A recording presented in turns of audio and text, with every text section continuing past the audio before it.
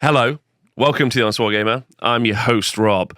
And in today's show, or in today's kind of small video-ette, I'm going to be talking about an issue near and dear to my heart in Age of Sigmar. Now, it's an issue I've actually brought up previously, but it was kind of buried in like a 2-hour conversation and a couple of other things.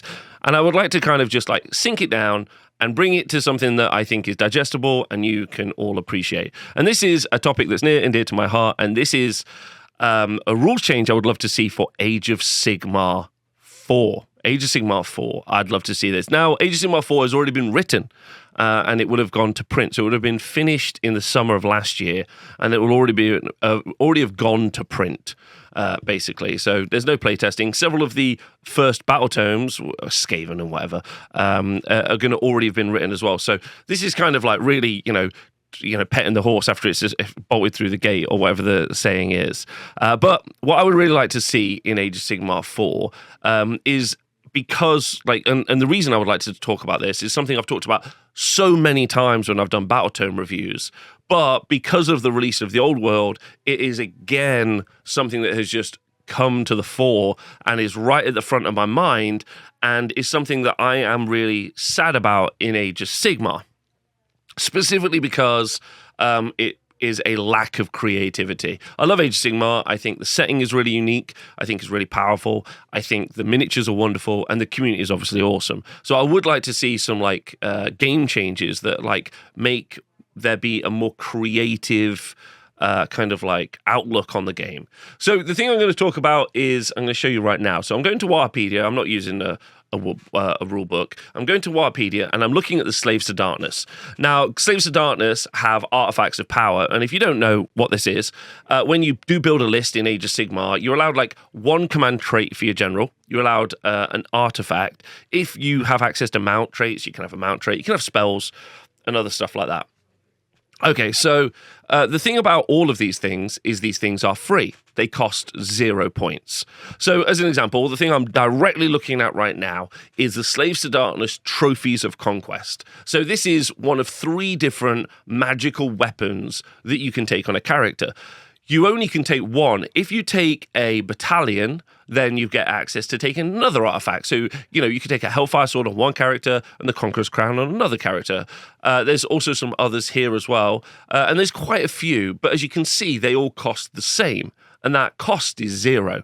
Now, every Monday, I do the Age of Sigmar Stat Center, and that's where I read through tournament lists. And now you're going to say to yourself, oh, Rob, tournament players always min-max. And obviously, you're incredibly silly for saying that. Please look in the mirror. The thing about tournament players and event players is that there is a best fit, but also oftentimes there is sometimes just nothing good. The artifact just isn't good. It doesn't give you anything. And the reason for that is because the cost for this is 0. And I've said this many times. I've said this for years, in fact. The one thing, probably the one thing I would like to see in Age of Sigmar, because I really like Age of Sigmar 3. I think loads of the rules are good. I think, yes, there's a problem with scoring on the primary and scoring in battle tactics, but the rules are well written, they're numbered. There's so many good things about Age of Sigmar that are really effective, but I would love to see this change. So we're just going to look through these, and then I'm going to showcase what that would look like in the old world. So, the Hellfire Sword. Pick one of the bearer's melee weapons. If the unmodified wound roll for an attack made by that weapon is a 6, the attack causes a number of mortal wounds to the target equal to the weapon's damage characteristic, and the attack sequence ends. So this is an opportunity cost. It's pretty rare. Your combat character has to be in combat. How many attacks do they have? Probably not many. You're not pushing 6. You're probably more around the 3 to 4 mark, meaning you might only hit you might only hit 1. The damage is probably only a 3 to 4. It's not particularly high. So you're like, well, okay, so that's not really nothing. So the next one, Helm of the Oppressor. Enemy units cannot receive the Inspiring Presence and Rally commands while they're within 6 inches of the bearer. The difference between these two is vast. Occasionally, with the Hellfire Sword, you'll do a bit of damage. With the Helm of the Oppressor, the enemy army cannot do fundamental core mechanics. The difference is so stark, it's unreal. If we were putting points on it, the Hellfire Sword would be 5 points, and the Helm of the Oppressor would be 60 points, 70 points, right? So then we move over to the Conqueror's Crown. Enemy models with a wounds characteristic of 1 or 2 that are within 6 inches of the bearer cannot contest objectives. Again, I think quite impactful. Make it so your opponent can't score. That's pretty expensive. So you would spend a lot of points on this. Now, another problem that we have in Age of Sigmar is foot characters, and I've talked about this a lot on the streams as well. Oftentimes, you'll bring a support character. I'm trying to think of a really good example. Let's talk about the War Chanter from Ironjaws. That's a great foot character, not because of what it can do, although actually can do some okay damage in combat, but mainly because it adds +1 damage to an Ironjaws unit. Great buff. But what if I wanted to make my War Chanter a bit of a badass? What if I wanted to spend some points to give them a better armor save? I mean, I would do that all the time because keeping them alive. So yeah, I would pay extra points to keep the War Chanter alive if I could, but then that would obviously increase the value of the War Chanter as an example. So let's say I could pay to have a better armor save or a better or give them a ward save, as an example. You'd be like, yeah, I'm definitely going to do that. But then I might have spent so many points that I now can't have another unit of pigs. I can't have an extra unit of Ardboys, whatever the situation is. That's what that points cost is. I really like how we build units. Don't hate that. And I think I could talk more about this in other videos. I think, and I'm not wedded to this idea. I'd quite like the idea of paying points for give them a better armor save as an example, because of the creativity. Let me talk about that at the end. Let me just kind of focus. Foot characters generally have a problem because other than the artifact that you normally will give to your general or you'll normally give to some character, that's it. The other foot characters have no opportunity for upgrades. But other than no opportunity for upgrades, that means no opportunity for customization and creativity. So this isn't just a tournament experience, although I think it would improve list writing, one of my favorite things to do in the hobby.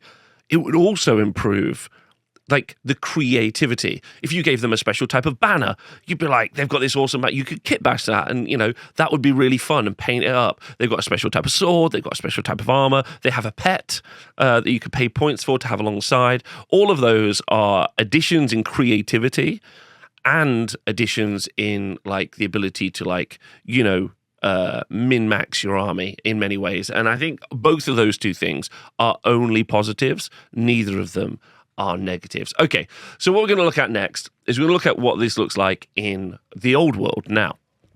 Okay, let's look at this. I think Age of Sigmar is just a better game than the old world, and I'll say this multiple times. Priority roll, how you move stuff around, and a bunch of different stuff. But that doesn't mean that there aren't still lessons that can be, while we did get rid of some of these elements when moving from fantasy into Age of Sigmar, these are still things that I think are more beneficial, and I hope I'm making a good argument for it. Okay, so let's talk about the Demon Sword, 75 points. We're going to do that and with the Spell Thieving Sword. This adds D3 to the strength value. So I guess in Age of Sigmar terms, this would be like you always hit on a 2, basically, is what it would be. AP becomes 2 for your weapon. So if you did have a foot character, like a War Chanter, then you could put their AP up to 2. Or their rend up to 2, which would be good. It's also extra attacks D3. So you would be giving your War Chanter always wounds on a 2, rend of 2, and then would have D3 extra attacks, and then it would have the always strikes first special rule. It does have a downside that if you roll a 1, then you end up hitting yourself, which is quite funny. But that's 75 points. It's a lot of points. That's about the same points that you would pay for a low-level character. Moving over to the Spell Thieving Sword, super simple. It's the same strength as the character, so it wouldn't improve your to wound roll. AP is 1, so it's wouldn't really do anything, so it doesn't really add anything to your end. It's magical attacks, which doesn't really mean anything in Age of Sigmar. But the note is, an enemy wizard that suffers 1 or more unsaved wounds from a Spell Thieving Sword immediately forgets a single spell. And that's perfect, because it's basically incredibly situational. It doesn't really add anything to your combat profile. You need to get into combat to do it. You need to get into combat with a wizard to do it. It's super situational, and then you steal a spell off them. Is it good? No. Therefore, it's 20 points. And that's great, because then what I could do is I can give some silly character that I've decided is a mage hunter. I've given them the Spell Thieving Sword, and I'm like, off you go. Go and attack characters that are wizards. This is a lovely little idea. And that is the simplest difference between the two systems that I would love to see for characters. Stormcast have too many characters. Too many. But if you had a suite of magical armor and magical weapons and arcane items, example, that you could pay points for that would really kitbash those. You could make a bunch of very narrative, very well-themed units that you can use in your army. I think it's fair to say many of the characters in Age of Sigmar need, like, not buffs, but they need ways to add on to their value if you want to add on to their value. For some characters, like a War Chanter, you may just be like, they're just there to provide +1 save to a unit. I don't want to do anything else. But if you could give a War Chanter D3 extra attacks that always hit on 2, that are Rend 2, then you'd be like, actually, I've turned him into a bit of a... Probably, if you really wanted to, you would actually put that on a Mega Boss on foot, because, you know, you would be adding on to what is already a very strong combat character. But it doesn't mean you couldn't do both of those two things at the same time. It's what we saw with the Arcane Tome, very popular in Age of Sigmar 3 earlier in the edition, because it just made a character a wizard, which was so effective, especially when you stuck that on a monster that was also a priest. You were like, I'm just getting so much additional utility out. Now, I like how we buy units in Age of Sigmar. I do love the fact that you buy a character, not a character, like a unit as a unit 3 or a unit 5, a unit 10, and there's not that much customization.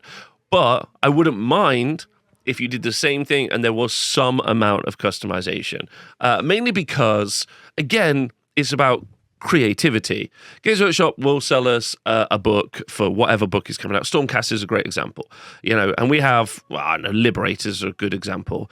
Liberators come out and they're just Liberators. If you don't want Liberators, then suck it. But what if there were Liberators that had a better armor save? Maybe there were some more points. What if you had Liberators that were better in combat and there were some different type of points? You could add a special rule on that was some extra points. I think that granularity is actually in many ways very positive because it adds to creativity. It also makes the game more interesting. I genuinely do think that. And I think it would be fun, especially for two different groups at the same time. I think that's the thing I'd really advocate for. It's not that it's just people like me that would like to add a bunch of different rules on in different places. It makes the list writing experience more personal and more unique.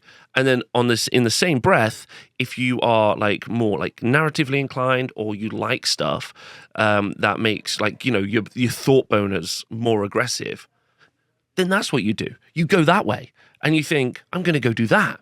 Like, that's a fun thing. Anyway, that's my kind of 10 cents for today. That's my 10 cents for today. And I know the chat have got a lot of points, which I'm going to be talking about after the video. But I'd obviously like to hear what your thoughts are. If you're watching this as a YouTube video, if you listen to this as a podcast, I'd like to know what you think about these ideas. And the reason, and it's not in any way that I think Old World is better than Age of Sigmar. I think that lessons can be learned from many different games, and quantifying those games together, understanding how that works, and then developing a better game. There is going to be an Age of Sigmar 4. Age of Sigmar 4 should just be a better version of Age of Sigmar 3. It shouldn't just be just some random new rules just because they want to make money and sell books. It should be a better iteration. That's kind of how I think about games, or, you know, new editions. That Games Workshop shouldn't be working towards just something new because it's new. They should be working to what is the best version of Age of Sigmar. A good example would be, I would dip back into Age of Sigmar 2 for how they did missions. My favorite mission that I ever used to show people was where there are 4 objectives on the board. My home objective would be worth 1 point to me to score, but their home objective would be worth 4 for me to score. And then the 2 objectives in the middle would be worth 2 points each. This was an amazing battle plan for really teaching people that being aggressive or moving out of your deployment would potentially generate you the opportunity to score more points. But it came at a cost of having to defend your own objective. That risk versus reward is a really nice skill to teach someone early when they start playing war games. Always my favorite battle plan. Do I like scoring 1, 2, and more? No, I don't like doing that anymore. I think that's actually not that good. So I would like to go back to Age of Sigmar to pick something out. And, you know, maybe there are other game systems where you could pick up other little elements about how units interact and other stuff to make a best version. I really hope that's what Games Workshop are doing in the future. I don't think that's necessarily what they are doing, but I would like to think it. And this is my 10 cents for what I think would make a better game in the future. I'd love to know what you think. Let me know. Thanks very much. Love the Twitch chat.